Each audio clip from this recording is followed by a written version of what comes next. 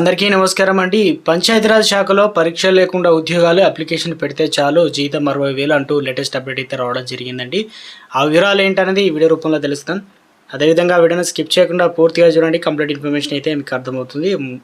మొదటిసారి ఛానల్ చూస్తున్నట్లయితే తప్పకుండా సబ్స్క్రైబ్ చేసుకొని bell button all notification activate చేసుకోండి. అదేవిధంగా చూస్తున్నారు కానీ లైక్ చేయడం మర్చిపోతున్నారు. దయచేసి లైక్ చేయండి.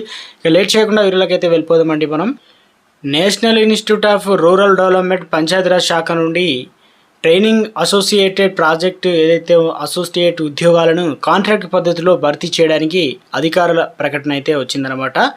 సో అధికారికంగా ఎటువంటి రాత పరీక్ష లేకుండా మెరిట్ మార్కుల అనుభవం ఆధారంగా ఎంపిక చేసి పంచాయతీరాజ్ శాఖలో ఉద్యోగాలు ఇస్తారు.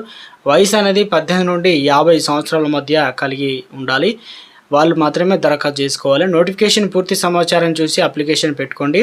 ఇక పోస్టులు అర్హత ట్రైనింగ్ అసోసియేట్, అదేవిధంగా ప్రాజెక్టు అసోసియేట్ ఉద్యోగాలకు first class master degree social సైన్స్లో కానీ రూరల్ డెవలప్మెంట్, రూరల్ మేనేజ్మెంట్ విభాగంలో పనిచేసిన దరఖాస్తు చేసుకోవాలన్నమాట. సో ఆ విధంగా పిహెచ్డి చేసిన అభ్యర్థులు కూడా ఉద్యోగాలు దరఖాస్తు చేసుకోవాలి.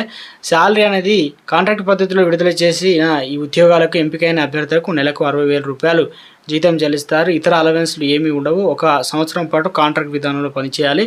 దరఖాస్తు తేదీలు, వయసు వివరాలు. ఇక అర్హతలు కలిగిన వారు 18 సెప్టెంబర్ 2024లో ఆన్లైన్లో దరఖాస్తు చేసుకోగలరు.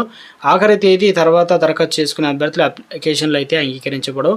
18 నుండి 50 సంవత్సరాల వయసు కలిగిన అభ్యర్థులు దరఖాస్తు చేసుకోవాలి. ఫీజు ఎంత? ఉద్యోగాలకు 300 రూపాయలు ఈఆర్ కేటగిరీకి, ఓబీసీ, ఈడబ్ల్యూ చెల్లించాలి.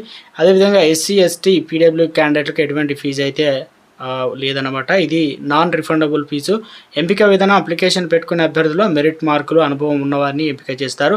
ఎటువంటి రాత పరీక్ష, స్కిల్ టెస్ట్లు అయితే లేవు అవసరం. ఇక అయితేనే ఇంటర్వ్యూ అయితే నిర్వహిస్తారు. అప్లికేషన్ ఎలా పెట్టుకోవాలంటే అర్హత కలిగిన అభ్యర్థులు కింద ఉన్నటువంటి నోటిఫికేషన్ అంటే మొత్తానికి మీ సేవ ద్వారా కూడా అప్లికేషన్ లేదంటే